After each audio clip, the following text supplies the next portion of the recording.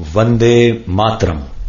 7वें दिन का ये व्याख्यान बच्चों के लिए महत्वपूर्ण है क्योंकि राजीव भाई हमें बता रहे हैं निरोगी शरीर की दिनचर्या। बच्चों के लिए मैदा विष समान क्यों है, अधूरी नींद और बढ़ते अपराधों में क्या संबंध है, बच्चों को आज्ञाकारी एवं जिम्मेदार नागरिक बनाने के उपाय और टीवी के माध्यम से होता चारित्रिक पतन। मैं एक छोटी सी बात आप लोगों को बता देना चाहता हूं कि आप सब जानते हैं राजीव दीक्षित जी पूरे देश में घूमते रहते हैं और इसके लिए वो किसी तरह का रकम या किसी तरह की राशि वो नहीं लेते हैं और इनका पूरा का पूरा जो ये आंदोलन है वो सेवाश्रम में इनका जो ट्रस्ट है उस पे चलता है और वहां वो जमीन से जुड़ी हुई चीजों को वो महत्व देते हैं, उन लोगों को बढ़ावा देते हैं। जैसे उसने पहले दिन कहा कि कुम्हारों के लिए और खादी बनाने के लिए उन्होंने एक बहुत अच्छा काम वहां पे सेवाग्राम में किया है और सेवाग्राम से अभी खादी के कपड़े यहां आ चुके हैं। तो मेरी गुजारिश आप लोगों से है कि पूरा का पूरा कपड़ा आप खरीदें। यह राशि राजीव भाई को नहीं जा रही है, यह राशि उन गरीबों को जा रही है, उन जोलाहों को जा रही है जो इसके कार्यबद्ध हैं। धन्यवाद। आज मैं आपसे बागभट्ट जी के अष्टांग हृदयम शास्त्र की एक बहुत महत्वपूर्ण अध्याय की बात करना चाहता हूं, जिसकी तरफ प्रदीप भाई ने इशारा ही कर दिया। मैं खुद ही उसकी आज बात ही करने वाला था, उन्होंने कह दिया तो अच्छा ही हुआ कि हमारे शरीर में वात पित्त कफ की स्थिति अगर सम है तो हम जीवन भर निरोगी रहते हैं। और निरोगी शब्द की जब मैं बात करता हूं तो आप बागभट्ट जी का जो निरोगी शब्द है वो शरीर से भी स्वस्थ और मन से भी स्वस्थ। और मन के बाद एक और स्थिति होती है चित्त की, वहां भी स्वस्थ। तो आप मन और चित्त और शरीर तीनों स्तर पर स्वस्थ हैं, ये उनकी भाषा है, निरोगी है। अगर आपका खाली शरीर स्वस्थ है और मन नहीं है, चित्त स्वस्थ नहीं है, तो निरोगी नहीं माना जाएगा आपको। कुछ न कुछ तकलीफें आप अपने को देने वाले हैं, समाज को देने वाले। तो इसलिए वो कहते हैं कि आप अगर स्वस्थ हैं, ये तभी संभव है जब वात पित्त कफ आपके शरीर में सम है। सम होने के माने जितना वात चाहिए उतना है, जितना पित्त चाहिए उतना है, जितना कफ चाहिए उतना है। वात पित्त कफ तीनों दोष हैं। एक तरफ बागभट्ट जी कहते हैं कि ये तीनों दोष हैं, त्रिदोष, लेकिन एक तरफ ये जरूरी भी है, ये भी महत्व की बात है। अगर ये नहीं है शरीर में तो आप शरीर से काम ही नहीं ले सकते। वात भी चाहिए, पित्त भी चाहिए, कफ भी चाहिए। बस उन्होंने ये कहा कि ये सम मात्रा में हो, जब जितनी जरूरत है उतने हो। जनवरी का महीना चल रहा है, मान लो अभी आ जाएगा कल से, तो जनवरी के महीने में वात जितना चाहिए, पित्त जितना चाहिए, कफ जितना चाहिए उतना अगर है तो बहुत अच्छा। फरवरी में, मार्च में, महीनों के हिसाब से जो आपका जीवन चक्र चलता है उसमें जैसी जैसी जरूरत हो उतना वात पित्त कफ होता रहे तो आपके लिए सबसे अच्छा। और अगर ये जरूरत के हिसाब से कम ज्यादा होता है, नहीं मिल रहा है, तो बहुत ही खराब, तो आप रोग ही रोग में डूबेंगे। ये है जो महत्व की बात समझने की है। तो बागभट्ट जी ने कहा कि आपके जीवन में ये वात पित्त कफ जब जरूरत हो वैसे ही रहे, उसके लिए उन्होंने एक अध्याय लिखा, पूरा अध्याय लिखा। उसका नाम है दिनचर्या। दूसरा एक अध्याय लिखा, उसका नाम है ऋतुचर्या। एक अध्याय लिखा आहार द्रव्य का ज्ञान, माने जो खा रहे हैं उसके बारे में जानना, आहार द्रव्य का ज्ञान। फिर ऐसे करते करते उन्होंने 40 से ज्यादा अध्याय लिख डाले। कुल अध्याय में 7000 सूत्र में बार बार रिपीट कर रहा हूं ताकि याद हो जाए आपको। तो जो दिनचर्या वाला हिस्सा है वो अभी तक मैं बात नहीं कर पाया आपसे। आज मुझे एक दिन मिला तो मैं बात करता हूं और व्याख्यान के अंत में जो प्रदीप भाई ने कहा वो इसमें जुड़ जाएगा अपने आप। दिनचर्या के बारे में बागभट्ट जी कहते हैं कि सामान्य रूप से हमारे शरीर की अवस्था के हिसाब से हमें दिनचर्या तय करनी है, शरीर के हिसाब से। सबके लिए ये जर्नल नहीं है, ये ध्यान रखना। हर व्यक्ति के शरीर के हिसाब से ये बदलती है। जैसे मेरे बगल में बाबूजी बैठे हैं तो इनकी दिनचर्या मुझसे अलग होगी, और मुझसे छोटा कोई लड़का या लड़की है, भाई या बहन है, उसकी दिनचर्या मुझसे अलग होगी। तो आपकी सुविधा के अनुसार मैं 3 हिस्से करता हूं। मैंने पहले भी वो 3 हिस्से किए हैं। जवानी शुरू होती है 18-19 वर्ष में, इस देश में ऐसा माना जाता है। भागवत जी के हिसाब से ये बराबर नहीं है, आज माना जाता है। हमारे यहां 18 साल पर वोट देने का अधिकार आपको मिलता है, ऐसा माना जाता है कि आप में परिपक्वता है। भागवत जी कहते हैं कि जवानी 13 से 14 साल में शुरू हो जाती है, 13 से 14 साल में शुरू हो जाती है। पुराने लोग हमारे ऐसा ही मानते थे, 13 से 14 साल में युवा अवस्था शुरू हो जाती है। तो आप समझ लीजिए कि जन्म से लेकर 13-14 साल तक का एक भाग, 13-14 साल से लेकर 60 साल तक दूसरा भाग, और 60 साल के ऊपर तीसरा भाग, 3 तरह के लोगों की श्रेणी बना दी जाए। अब इसमें दिनचर्या का ध्यान दिया जाए। तो सबसे पहली बात जो आप सबको याद रखनी चाहिए हमेशा, कि जो 0 वर्ष से लेकर, माने पहला दिन का कोई बच्चा है, वहां से शुरू करके 13-14 साल, ये बच्चा जो है कफ के प्रभाव में रहता है। ऐसा कहें, बचपन में कफ बहुत होता है शरीर को, सारा शरीर कफ के असर में ही रहता है। उस समय वात और पित्त दोनों कम होते हैं। पित्त तो थोड़ा रहता है, वात तो बिल्कुल ना के बराबर होता है बचपन में। इसलिए बचपन में 13-14 साल की उम्र तक के किसी भी बच्चे को या भाई बहन को मैं देखता हूं और वो मुझे कहता है कि मेरे घुटनों में दर्द है, तो मुझे बहुत हैरानी होती है कि ये कैसे आया। आना ही नहीं चाहिए। भागवत जी कहते हैं कि प्रकृति ने एक व्यवस्था बनाई हुई है। वो व्यवस्था ये है कि बचपन जो आपका गुजरेगा वो कफ के असर में होगा, कफ ज्यादा होगा। जिनको कफ ज्यादा होगा उनको घुटनों का दर्द होना ही नहीं चाहिए, कमर का दर्द होना ही नहीं चाहिए, हड्डियों में दर्द होना ही नहीं चाहिए, उनके बाल गिरने ही नहीं चाहिए, बाल बढ़ने ही चाहिए, उनके शरीर में कभी भी थकान होनी ही नहीं चाहिए। शरीर सोने के लिए ज्यादा प्रवृत्त होना ही चाहिए, क्योंकि कफ के असर में नींद बहुत आती है। तो 14 वर्ष की उम्र तक अगर कोई भी भाई या बहन, बेटा या बेटी 8 घंटे से 10 घंटे भी सो रहा है तो भी उसके लिए अनुकूल ही माना जाता है। तो कफ के असर में नींद बहुत आती है, वात के असर में नींद बिल्कुल कम हो जाती है। तो कफ के असर में अगर वो बच्चा है तो उसके शरीर की एक तरह की दिनचर्या, ऋतुचर्या है। फिर क्या होता है कि 14 साल से ऊपर लेके 60 साल तक जवानी मान लीजिए, तो इसमें पूरा शरीर पित्त के असर में रहता है। 14 साल से लेकर 60 साल तक पित्त का असर होगा, तो शरीर को पित्त का असर होगा ही ये इतने दिनों में। तो इनके लिए एक तरह की ऋतुचर्या, दिनचर्या। और तीसरा है 60 के ऊपर की जब उम्र हो जाती है तो वात के प्रभाव में आ जाता है पूरा शरीर। तो 60 के ऊपर उम्र जिनकी हो गई, अब वो मुझे ये कहें कि राजीव भाई घुटने दुख रहे हैं, तो समझ में आता, ठीक है भाई, स्वाभाविक है आपके लिए, हड्डियां कमजोर हो रही हैं, बिल्कुल स्वाभाविक है। ये उतना ही स्वाभाविक है जैसे आपके जीवन में बहुत सारी दूसरी चीजें स्वाभाविक होती है। तो 60 के बाद जब तक आप जीवित हैं वात के प्रभाव में है, 60 से पहले 14 वर्ष तक जब तक आपकी उम्र है आप पित्त के प्रभाव में है, और 14 वर्ष से कम आपकी उम्र है तो आप कफ के प्रभाव में हैं। तो मैं कफ से शुरू करता हूं। कफ से शुरू करें कि कफ प्रधान जो बच्चे हैं 14 साल तक, उनकी दिनचर्या कैसी होनी चाहिए। उनके लिए भागवत जी कहते हैं कि ये जो कफ के प्रभाव में बच्चे हैं, ये आज से मैं आपसे माफी मांगते हुए कह रहा हूं, कफ के प्रभाव के बच्चों को जितनी चाहे उतनी नींद लेने दीजिए। आप उनको टोका टाकी मत करिए। अक्सर मैंने देखा है मां बाप की जो टोका टाकी बच्चों के लिए, अरे इतनी देर सोता है, वो सोएगा ही क्योंकि कफ के असर में है। तो आप जबरदस्ती उसको मार के पीट के उठाएंगे, चल पढ़ने को बैठ, होमवर्क कर, टीचर ने इतना दे दिया। अरे वो होमवर्क करके करेगा क्या? अगर वो अपने कफ के असर में है वैसी उसकी दिनचर्या रखिए। तो भागवत जी कहते हैं कि जो कफ के असर में है उसको 10 घंटे तक की नींद स्वीकृत है, माने 10 घंटे तक वो 24 घंटे में सो सकता है। अब ये नींद वो 2 हिस्से में लेता है तो बहुत अच्छा, एक ही हिस्से में ले तो भी चलेगा, लेकिन ज्यादा बेहतर है कि 2 हिस्से में ले। माने रात को 8 घंटे तक सो जाए, 9 घंटे तक सो जाए, दोपहर को 1 घंटे जरूर सो जाए।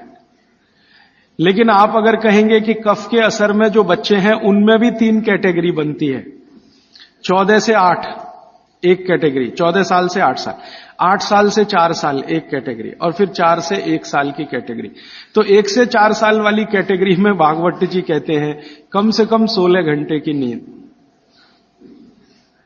और 4 से 8 साल की कैटेगरी में वो कहते हैं कि कम से कम 12 से 14 घंटे की नींद, और बाद में वो कहते हैं जो 14 साल 8 से 14 तो वो कहते हैं कम से कम 8 से 9 घंटे की नींद।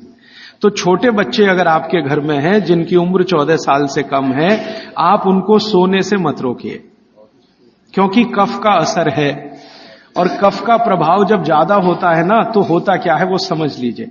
कफ आप जानते हैं चिकना पदार्थ है, स्निग्ध पदार्थ है। कफ का मतलब है आपको खांसी आए और जो बलगम निकल जाए, जो बलगम है ना वो ही कफ है, ऐसा समझ ले। वो स्निग्ध है, चिकना है और बहुत भारी है। ये गुरु है, गुरु माने भारी, हैवी है, बहुत हैवी है, इससे ज्यादा हैवी कोई चीज नहीं। तो स्निग्ध है, चिकना है, भारी है, गुरु है, और जो भारी चीज होती है वो शरीर के ब्लड प्रेशर को हमेशा बढ़ाती है, हमेशा बढ़ाती है। हर भारी चीज, हैवी चीज आप कहते हैं ना, कहते हैं कई बार चिकित्सक हल्का खाओ जी, ज्यादा भारी चीज मत खाओ। हर भारी चीज शरीर के ब्लड प्रेशर को बढ़ाती है, क्योंकि भारी चीज जाएगी तो उसका गुरुत्व ज्यादा है, गुरुत्व ये ज्यादा है तो वो बढ़ेगा। अगर ब्लड प्रेशर, तो आपके ब्लड प्रेशर को कंट्रोल रखने के लिए ज्यादा बढ़ गया तो तकलीफ आ जाएगी। तो बॉडी ने एक व्यवस्था बनाई, शरीर ने व्यवस्था बनाई कि आप ज्यादा नींद लो। ये नींद लेते समय ब्लड प्रेशर हमेशा कम रहता है। जितनी देर आप सोएंगे ब्लड प्रेशर या तो सामान्य होगा या सामान्य से कम होगा। जितनी देर आप जगे हुए हैं ब्लड प्रेशर सामान्य से थोड़ा ज्यादा होगा। तो बचपन में क्या है, आदमी या बच्चा गुरुत्व में है, कफ में है, स्निग्धता में है, इसलिए उसको नींद लेकर ब्लड प्रेशर को मेंटेन करना है अपनी व्यवस्था बनाने के लिए, इसलिए वो ज्यादा देर सोएगा ही। आप उसके सोने पर पाबंदी मत लगाओ। आप अगर ये महसूस करते हो कि जी 14 घंटे से भी ज्यादा सो रहा है, तो सोचने की बात आएगी। उसमें भी 4 साल तक के बच्चे को तो वो भी नहीं सोचना, वो 18 घंटे भी सोए तो सोने दो उसको। और वैसे भी आप महसूस करते हैं, आप सब माताएं हैं, आपने बच्चे अपने बड़े किए ही हैं। छोटे बच्चे जितने होंगे नींद उतनी ज्यादा लेंगे, क्योंकि कफ का असर उतना ही ज्यादा है, और ज्यादा कफ को मेंटेन रखना है ब्लड प्रेशर के लिए, इसलिए नींद लेनी ही पड़ेगी, बिना उसके होने वाला नहीं है। इसलिए बचपन में नींद ज्यादा। तो अब नींद ज्यादा है तो ये कब संभव है? ये नींद ज्यादा आप तभी संभव है जब जल्दी सो जाएं, माने बच्चों को जल्दी सोना ही। आप बोलेंगे जी कितने बजे तक सोना? भागवत जी तो ये कहते हैं कि सूर्यास्त होने के 2 घंटे के अंदर सो जाना। सूर्यास्त होने के 2 घंटे के अंदर सो जाना। अब सूर्यास्त कब हुआ? चेन्नई में मान लीजिए 6 बजे हुआ, तो हर बच्चे को 8 बजे तक सो ही जाना, कंपलसरी सो जाना। अब ये तब संभव है जब आप बच्चों को थोड़ा टीवी से दूर रखें। भागवत जी के समय में टीवी नहीं था, होता तो उस पर भी कमेंट करते। अब ये आ गया पिछले 50 साल में, आधुनिक विज्ञान ने इसको दे दिया। तो टीवी से बच्चों को दूर रखें ताकि उनके सोने की कमी ना आए। टीवी देखने में आजकल बच्चे 11 बजे तक 12 बजे तक जगते हैं, तो उनके नींद में कमी आती है। नींद में अगर कमी आएगी तो कफ के असर में नींद अगर पूरी नहीं लेंगे तो फिर कफ बिगड़ेगा, और ये बिगड़ा हुआ कफ बच्चों को चिड़चिड़ा बनाएगा, चिड़चिड़ा। बच्चों को अगर नींद पूरी नहीं लेंगे, इसको ध्यान रखिए, तो उनमें चिड़चिड़ापन आएगा, गुस्सा भी आएगा। और चिड़चिड़ापन और गुस्सा उनमें है तो वो आपकी कोई बात नहीं मानेंगे। आप उनको लाख अच्छी बात कहो, वो मानेंगे ही नहीं, क्योंकि शरीर को मस्तिष्क जो है नियंत्रित करता है। मस्तिष्क कफ के प्रभाव में है, कफ बिगड़ा हुआ है, सुधरा हुआ नहीं है, क्योंकि नींद पूरी नहीं ले रहे हैं। तो ये तो संकट आने ही वाला है। तो अक्सर घरों में ये समस्या मैं सुनता हूं, वो कहते राजीव भाई बच्चे हमारी सुनते नहीं। वो सुनेंगे तब तक नहीं जब तक नींद पूरी नहीं हो रही है। आप उनकी नींद पूरी होने दीजिए, 8 घंटे 9 घंटे की 10 घंटे की नींद पूरी, फिर देखिए वो कितने अच्छे से सुनते हैं। अब मैं आता हूं जो आपने प्रश्न किया, जब आदमी कफ के असर में होता है, कोई भी बच्चा हो तो भी बड़ा हो तो भी, कफ के असर में जब भी होगा, चिड़चिड़ा होगा, गुस्सैल होगा, क्रोधी होगा, लड़ने को हमेशा तैयार होगा, और बहुत कफ अगर उसका बिगड़ा हुआ है तो वो ऐसा ही होगा जैसे कल बेनजीर भुट्टो को गोली मारने वाला। ये कफ के असर में ही होता है, तब होता है। कोई भी कफ प्रकृति का व्यक्ति किसी को भी गोली मार सकता है अगर उसका कफ इतनी तीव्रता पर है, बिगड़ा हुआ। गोली मार सकता है, बम मार सकता है, किसी के खून को निकलते देख उसके कफ को शांति आती है, मन में उसके संतुलन आता है। तो कफ जो है ना बहुत अच्छी चीज है, लेकिन एक लिमिट के बाद जब ये बाहर जाता है तो दुनिया की सबसे खतरनाक चीज है। और दुनिया में जो अध्ययन हुए हैं, जो अभ्यास हुए हैं, कि जितने भी अपराधी प्रवृत्ति के लोग हैं दुनिया में, वो कफ के असर में ही सारे अपराध करते हैं। लेकिन कफ बिगड़ा हुआ है, और इसी कफ का असर है कि प्रेम भी बहुत पैदा होता है। बहुत प्रेम पैदा होगा इसी कफ के असर में। आप किसी छोटे बच्चे को देखते हैं ना, आपके दिल में अत्यंत प्रेम पैदा हो जाता है, वो कफ का असर है। कफ प्रेम भी पैदा करता है और कफ आदमी को जहरीला भी बना देता है। महत्व की बात है कि कफ जब तक नियंत्रण में है तो प्रेम भाव पैदा करेगा, सद्भाव पैदा करेगा, और जब ये बिगड़ गया, निकल गया बाहर, तो ये खतरनाक से खतरनाक चीजें बता देगा। अब मैं आपको बागवट की बात छोड़कर मेरी बात एक जोड़कर सुनाता हूं तो बहुत अच्छे से समझ में आए।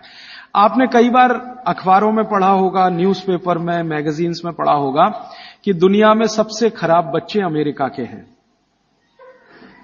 सबसे खराब बच्चे दुनिया में, सबसे खराब। उनकी खराबी का कोई लिमिट नहीं है।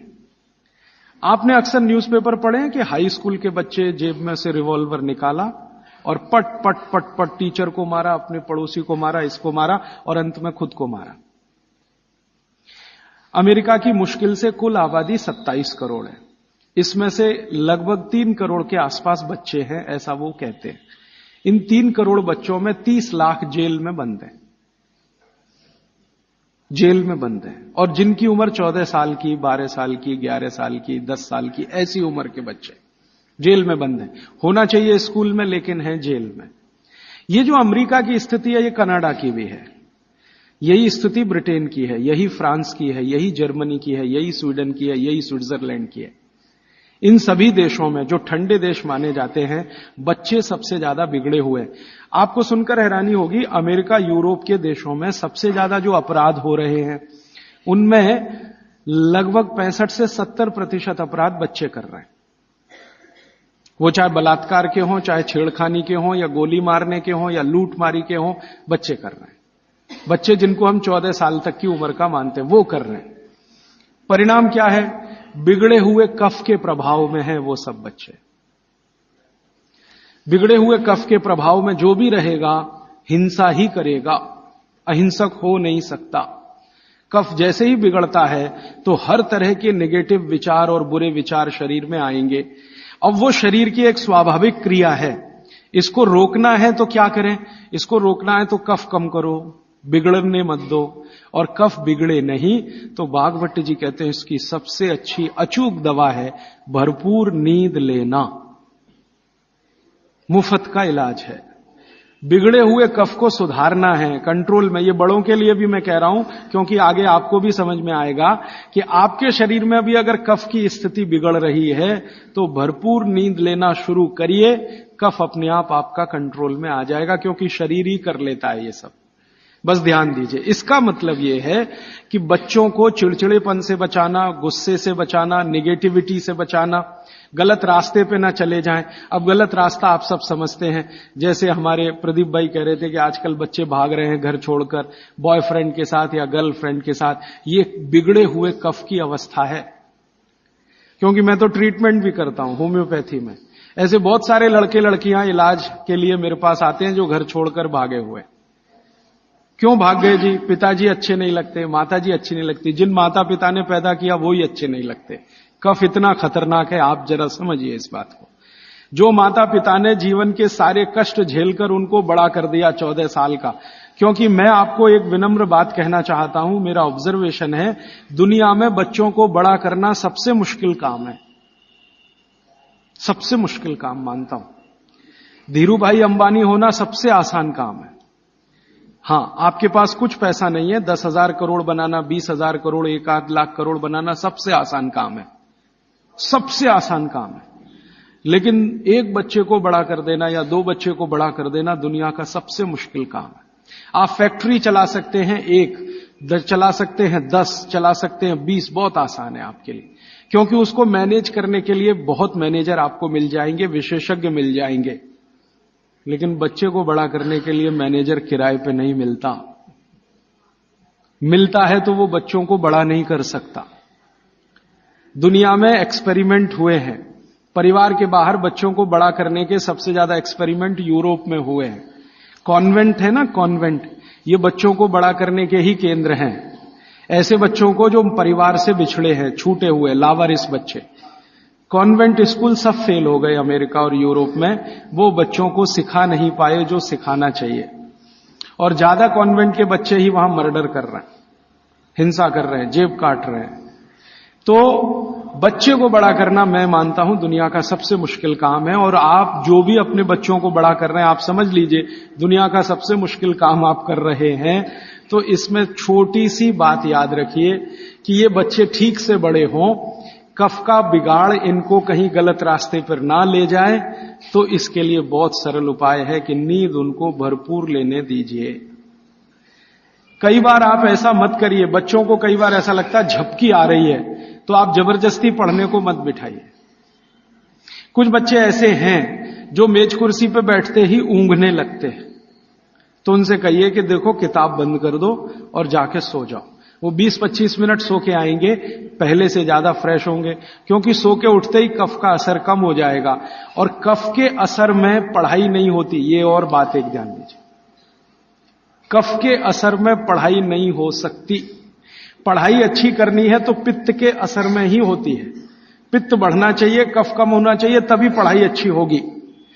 तो जब तक कफ बिगड़ा हुआ है, असर उसका भयंकर दुष्प्रभावी है। पढ़ने के लिए मत बोलिए उनको, कहिए सो जाओ। कफ बिगड़ा हुआ हो तो सबसे अच्छा उपाय है कहो सो जाओ। तो 20 मिनट सोएंगे, आधा घंटे, 1 घंटे या 2 घंटे सो जाए, फिर कहो अब उठने दो, अपने आप से उठने दो। अब अपने आप से जब उठे तब उनका कफ पूरी तरह से शांत होगा, फिर जो भी पढ़ेंगे मगज में बैठेगा, दिमाग में बैठे।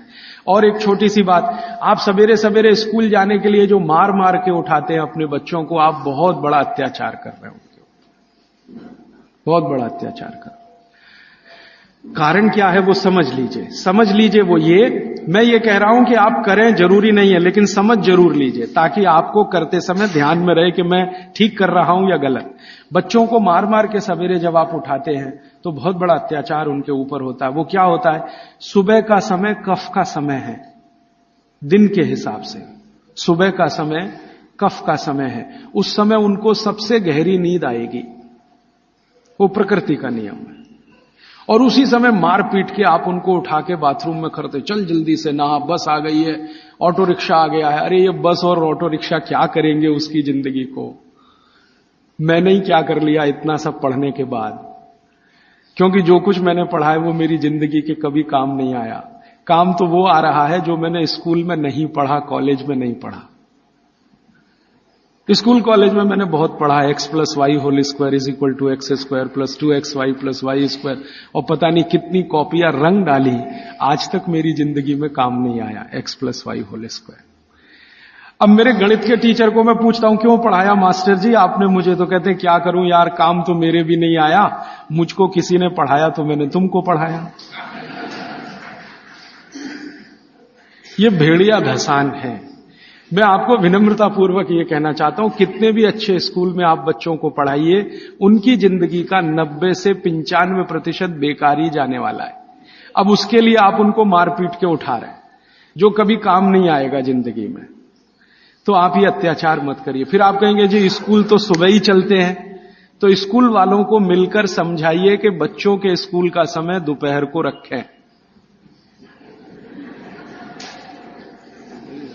अब आप बोलेंगे जी वो कैसे समझेंगे, ऐसे समझेंगे, बच्चे तो आपके पढ़ रहे हैं ना, ये स्कूल के मास्टर जी के पढ़ रहे हैं, बच्चे आपके पढ़ रहे हैं, फीस आप दे रहे हैं। आप मिलकर कहेंगे तो स्कूल वालों को झक मार के सुनना ही पड़ेगा, क्योंकि स्कूल तो आपसे चल रहा है, आप स्कूल से नहीं चल रहे, स्कूल आपसे चल रहा है।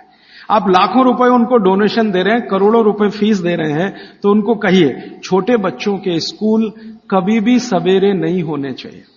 7 बजे से स्कूल चल रहा है, ये तो होना ही नहीं चाहिए। उनका स्कूल 11 बजे से 12 बजे से होना चाहिए। आप प्रयास करिए, सफलता मिले तो बहुत अच्छा, नहीं मिले तो अपना अलग स्कूल ही खड़ा कर दीजिए। हाँ, क्या मुश्किल है आप जैसे लोगों के लिए? आप सब यहां बैठे हुए लोग हैं, कोई करोड़पति से कम नहीं है, क्या मुश्किल है? एक स्कूल ऐसा शुरू कर दो जो बच्चों को सुबह नहीं पढ़ाएगा। जी, हम आयुर्वेद के हिसाब से चलेंगे, हम भागवत के हिसाब से चलेंगे, हमारा बच्चों का स्कूल दोपहर को ही शुरू होगा। तो आप कोशिश करिए, कोशिश करने से दुनिया में सब कुछ होता है। जब से मैंने ये बातें मेरे मित्रों से शेयर की, हमारे कार्यकर्ता बहुत हैं देश भर में, करीब 18,000, उनसे जब शेयर की तो उन्होंने कई कई जगह प्रयास किए, कुछ में सफलता भी मिली। स्कूल वाले मान गए, समझ गए, भागवत के सूत्र उनको समझाए तो वो मान गए। हाँ, बच्चों को, क्योंकि स्कूल में पढ़ाने वाली भी टीचर है या टीचर है, उसके भी अपने बच्चे हैं, वो भी देख रही है, महसूस कर रही है कि सुबह तो सोने का ही उनका मन करता है, तो सुबह तो सोने के लिए ही है उनके लिए, क्योंकि सुबह कफ का असर होता है और बच्चे तो कफ के ही प्रभाव में हैं, तो डबल असर होगा, इसलिए सुबह उनको नींद अच्छी आएगी। सुबह नींद अच्छी आएगी तो उनको झकझोर के जगाइए मत। अब सुबह की नींद उनकी ठीक से आए, इसके लिए वो रात को जल्दी सोएं, तो 8 बजे तक सोने के लिए नियम डाल दीजिए। 8 बजे के बाद आपके घर का टीवी बंद हो जाए तो वो भी नहीं देखेंगे, आप देखेंगे तो वो भी देखेंगे। बच्चे तो जो आप करते हैं वैसे ही सीख लेते हैं। तो आप 8 बजे के बाद टीवी को बंद करने का नियम डाल दीजिए। बच्चों में आदत पड़ गई नींद आने की 8 बजे, तो वो सोएंगे, भरपूर नींद लेंगे, सुबह 6 बजे तक उठेंगे, बहुत अच्छे से उठेंगे। फिर आप चाहें तो उनसे कोई भी काम करवा सकते हैं, उनके मन में न चिड़चिड़ापन होगा, न गुस्सा होगा, न कोई नेगेटिव थॉट होगा, क्योंकि नींद जीवन में उतनी ही बड़ी चीज है जितना भोजन। तो भरपूर नींद लीजिए या लेने दीजिए, क्योंकि वो कफ के असर में है। तो बच्चों की दिनचर्या में आप ये ध्यान रखिए कि 8 से 10 घंटे सोना कंपलसरी, एक बात। दूसरा, बच्चे कफ के प्रभाव में हैं, ये मैं बार बार कहूंगा आपसे ताकि याद रहे। बच्चे कफ के प्रभाव में हैं और कफ का प्रभाव क्षेत्र जो है ना वो जान लीजिए, हृदय से ऊपर और मस्तिष्क का अंतिम बिंदु, ये कफ का क्षेत्र है। हृदय से ऊपर, यहां से ऊपर पूरा ये कफ का क्षेत्र है। हृदय से नीचे नाभि तक ये पित्त का क्षेत्र है और नाभि से नीचे पूरा ये वात का क्षेत्र है। तो बच्चे कफ के असर में हैं, तो ध्यान रखिए कि उनको जितने रोग होंगे वो यहां से ऊपर वाले ही होंगे बचपन के। नाक बहेगी, सर्दी होगी, जुकाम होगा, खांसी आएगी, ये सब इसी एरिया के रोग हैं। तो भागवत जी कहते हैं कि बच्चों को कफ के असर से बाहर लाते रहें, बिगड़े नहीं उनका कफ। तो इसके लिए बच्चों की मालिश, उन्होंने एक शब्द, बहुत सुंदर शब्द दिया, अभ्यंग मालिश। मालिश बहुत जरूरी है, बच्चों की मालिश बहुत ही जरूरी है। तेल मालिश, बच्चों की तेल मालिश बहुत जरूरी है। वैसे तो सब माताएं करती ही हैं, अनजाने में वो एक बड़ा काम कर रही। कफ को कम करने की जो दूसरी चीज बताई है भागवत ने, एक तो मैंने बताया नींद, जो कफ की विकृति को कंट्रोल में लाती है। दूसरी चीज जो कफ को कंट्रोल करती है, नियंत्रित करती है, वो है मालिश, घिसाई, रगड़ाई, ये कफ को कंट्रोल करती है। नींद के बाद हो गई मालिश, तो बच्चों की मालिश अत्यंत जरूरी है। तो सुबह जब वो सोकर उठते हैं, शौच आदि से निवृत्त होकर आते हैं, तो उनकी मालिश होनी ही चाहिए। अब भागवत जी ने कहा है कि जो कफ के असर में है वो व्यायाम ना करे, वो प्राणायाम ना करे, योग आसन भी ना करे। ध्यान रखिए इस बात को। भागवत जी कहते हैं कि कफ के असर वाले व्यक्ति को ना तो व्यायाम, ना तो आसन, ना तो प्राणायाम, उसके लिए है मालिश, रगड़ाई चाहिए उसको शरीर के। ठीक है, तो मेरी आपको विनती है कि बच्चों को व्यायाम करने के लिए प्रोत्साहित मत करिए। कई बार माता पिता टीवी का चैनल खोल के वो रामदेव जी का चल रहा है, चल तू भी कर, उसके लिए नहीं है ये। व्यायाम, योग, प्राणायाम उनके लिए सबसे उपयोगी है जो पित्त के प्रभाव में है। वात के प्रभाव वालों को बहुत मामूली, पित्त वालों को सबसे ज्यादा, कफ वालों को बिल्कुल नहीं। योग, प्राणायाम, आसन कफ वालों को बिल्कुल नहीं, वात वालों को थोड़ा, पित्त वालों को सबसे ज्यादा। ये है सूत्र भागवत जी। तो बच्चों को मत प्रेरित करिए कि तुम आसन करो, कि तुम प्राणायाम करो, कि तुम ऐसी एक्सरसाइज करो। उनके लिए तो कफ के असर में है, तो ये एक्सरसाइज जितनी कम हो उतना अच्छा। मालिश करिए उनकी, भरपूर मालिश करिए। अब तीसरी बात, तीसरा सूत्र, बच्चों की मालिश कहां करें जी? पूरे शरीर में करें, पूरे शरीर में करिए। लेकिन भागवत जी कहते हैं कि कफ का असर कहां है? मैंने आपको थोड़ी देर पहले कहा छाती से लेके ऊपर तक। तो ये जो इतना हिस्सा है इसकी मालिश ज्यादा करिए ताकि कफ थोड़ा शांत रहे। तो सीधे से बात अब मैं समझाता हूं, बच्चों के सिर की मालिश सबसे ज्यादा करिए। सिर, ये ऊपर का हिस्सा, धीरे धीरे धीरे धीरे तेल लगा के सिर की मालिश सबसे ज्यादा करिए। तो मालिश किससे करेंगे? तेल से। तेल जो है कफ नाशक है, तेल जो है ना कफ नाशक है। तो सिर की मालिश करेंगे, छोटे छोटे छिद्र हैं, तेल इससे अंदर जाएगा, कफ को सामान्य रखेगा। तो कफ के प्रभाव में बिगड़ेंगे नहीं बच्चे, माने गुस्सा नहीं करेंगे, चिड़चिड़े नहीं होंगे, निगेटिव नहीं होंगे, जिंदगी में गलत काम नहीं करेंगे। तो बच्चों के सिर की मालिश बहुत जरूरी है, सिर की मालिश। दूसरा वो कहते हैं कि कफ का जो दूसरा बड़ा स्थान है, एक तो सिर हुआ, दूसरे है कान। ये कान है ना, ये कफ के स्थान है। तो बच्चों के कान की मालिश रोज होनी चाहिए, जरूर होनी चाहिए। कान की मालिश कैसे करें? बस तेल लगाइए, हाथ में ऐसे ऐसे घुमाइए, फिर उल्टा घुमा दीजिए, फिर ऐसे घुमा दीजिए, और थोड़ा तेल कान में डाल के रखिए उनको, क्योंकि कफ का स्थान है कान। तेल डालते ही कफ शांत होगा। तो हमारी पुराने जमाने की जो माताएं हैं वो रोज बच्चों को कान में तेल डालती थी, वो अनजाने में बहुत बड़ा वैज्ञानिक काम करती थी। देखा ना पुराने जमाने की माताओं को। आज के जमाने की माताएं तो कहती चिपचिपा है तेल, तेल चिपचिपा है तभी तेल है, नहीं तो उसमें कुछ है ही नहीं। तो पुराने जमाने की माताएं बच्चों को बराबर कान में तेल डाल के रखती थी। तो बच्चों के कान में नियमित रूप से तेल डालिए। फिर आप बोलेंगे जी कौन सा तेल? तो इसमें भागवत जी सूत्र दे रहे हैं कि आप जहां रह रहे हैं उसके हिसाब का तेल। आप चेन्नई में रह रहे हैं, चेन्नई भारत के गर्म इलाकों में है, गर्म इलाकों में ठंडा तेल अच्छा, तो सबसे ठंडा तेल नारियल का तेल है। तो चेन्नई में रहने वालों को नारियल के तेल की मालिश, नारियल का तेल ही खाना। अब आप बिहार में जाएंगे और मैं वहां कर आकर आपको कहूंगा तो कहूंगा जी आप नारियल का तेल बिल्कुल मत खाओ, मालिश भी मत करो। मैं कहूंगा सरसों का तेल खाओ, उसी से मालिश करो। और जो आप और उधर चले गए हरियाणा पंजाब की तरफ, तो मैं ही आकर आपसे कहूंगा जी आप ये छोड़ो, आप तो जैतून का तेल इस्तेमाल करो या तिल का तेल इस्तेमाल, एरिया के हिसाब से। तो मैं आपके हिसाब से बात कर रहा हूं कि आप नारियल के तेल की मालिश भी कर सकते हैं, उसको भोजन में भी उपयोग कर सकते हैं। बच्चों की नियमित मालिश सिर की कान की होती रहनी चाहिए। और तीसरी चीज आंखें। आंखें जो है ना कफ का ही केंद्र है।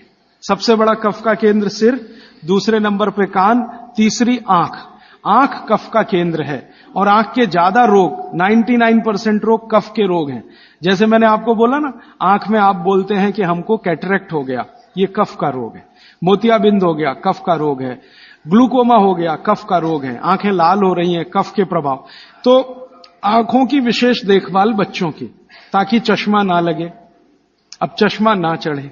अब आंखों में क्या करें जी? कफ को कंट्रोल करने, तेल नहीं डाल सकते आंखों में, क्योंकि तेल और आंखों का मेल नहीं है। आंखों में हमेशा एक फ्लूइड रहता है, तेल में डालें माने तेल उस फ्लूइड में गया तो गड़बड़ करता है। तो आंखों के लिए घी ठीक है, देशी गाय का घी। तो बच्चों को नियमित रूप से देशी गाय का घी आंखों में लगा सकते हैं तो बहुत अच्छा है। देशी गाय का घी ये कफ को शांत करता है। लेकिन आप देशी गाय के घी को उपलब्ध नहीं कर पाते किसी कारण से, तो फिर भागवत जी कह रहे हैं कि कफ को शमन करने वाली एक और चीज है, वो है काजल। काजल माने कार्बन। कार्बन कफ को शांत करने में सबसे बड़ी भूमिका निभाता है। तो बच्चों को नियमित रूप से आंखों में काजल होना ही चाहिए। भागवत जी ने बहुत सुंदर शब्द इस्तेमाल किया है, सौवीर अंजन, उसको कहें काजल, सौवीर अंजन, बहुत सुंदर शब्द है। और भागवत जी इतने दयालु और कृपालु हैं कि उसकी पूरी विधि भी लिख के गए कि बच्चों के लिए जो सौवीर अंजन बनाना है वो कैसे बनेगा। उसमें इस्तेमाल होता है गाय का दूध और दारू हल्दी। दारू हल्दी देखा? जारू हल्दी, एक हल्दी और एक दारू हल्दी। तो दारू, हल्दी, गाय का दूध, गाय का घी, ऐसी 5-7 वस्तुओं से बनता है। पूरी विधि किताब में है, मैं ज्यादा समय खराब नहीं करना चाहता। तो बच्चों को नियमित रूप से आंख में काजल, क्योंकि कफ को शांत करे, कान में तेल, सिर पर तेल की मालिश, ठीक है, ये 3 चीजें उनके लिए बहुत आवश्यक हैं। वंदे मातरम। राजीव भाई के अनुज भाई प्रदीप दीक्षित द्वारा संचालित एवं सेवाग्राम वर्धा स्थित राजीव दीक्षित मेमोरियल स्वदेशी उत्थान संस्था के माध्यम से स्वदेशी चिकित्सा के व्याख्यानों की सीडी उपलब्ध कराई जाती है, जिसे आप केवल 10 रुपए के लागत मूल्य पर प्राप्त कर सकते हैं। राजीव भाई के इन प्रेरणादायी व्याख्यानों की सीडी को आप अपनी क्षमता अनुसार 100, 200, 500 या अधिक संख्या में दान करें और स्वदेशी चिकित्सा के इन व्याख्यानों को घर घर पहुंचाने में हमारी मदद करें। फिर आगे चलें तो खान पान उनका, कफ के प्रभाव में जो भी बच्चे हैं उनके खान पान में भागवत जी कहते हैं दूध सबसे आवश्यक। दूध, बिना दूध के बच्चों का जीवन नहीं, दूध तो उनके लिए सबसे आवश्यक।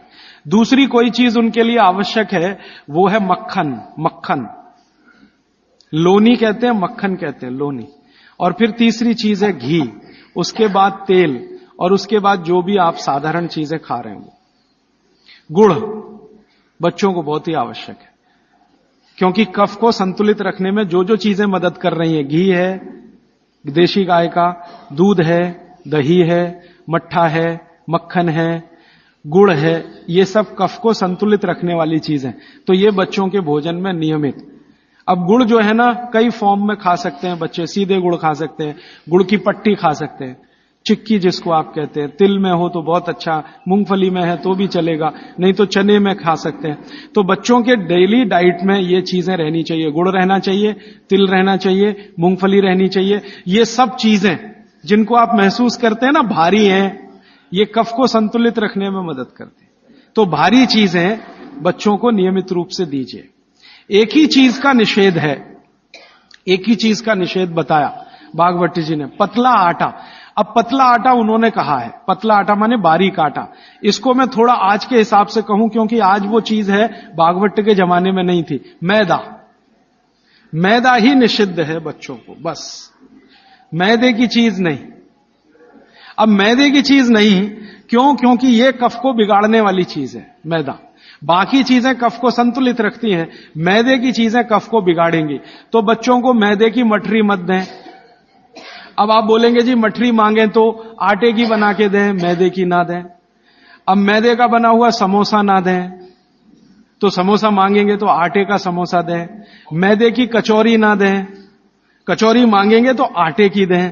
मैदा छोड़कर बाकी चीजों के बारे में भागवत जी कहते हैं कि बच्चे आसानी से प्रभाव कफ में उसको भी पाचन कर सकते हैं। अब मालिश हो गई, भोजन हुआ, फिर नहाने के लिए कहा है, तो मालिश पहले, स्नान बाद में। हमेशा स्नान के बाद मालिश करने को मना किया है, स्नान बाद में, मालिश पहले। तो अच्छे से मालिश करिए। आप बोलेंगे जी कितनी देर मालिश करें? तो इसके लिए बहुत सुंदर बात उन्होंने कही है। बच्चों की मालिश करते समय जब उनकी बगल में पसीना आ जाए तो मालिश रोक दें।